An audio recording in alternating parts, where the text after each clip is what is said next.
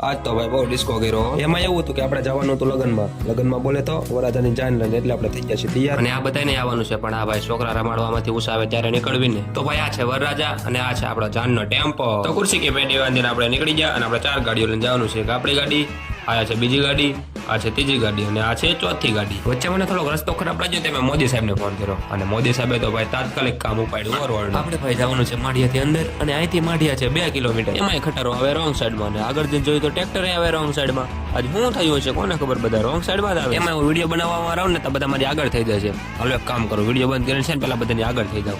હાલો થઈ ગયો બધાની આગળ. એટલે તો પાછો અહીંથી અમે સાળ કાપી ગયો અને સાળ કાપવાની ખુશી તમે આ ભાઈના ચહેરા ઉપર જોઈ શકો છો. હાલો પહોંચી ગયા ઉતારે. પછી બાજુ ડીજે ને વરાજાએ મારી જોરદાર એન્ટ્રી. ડીજે વાગે આપણે ડિસ્કો ન કરવી એવું થોડું કઈ બને.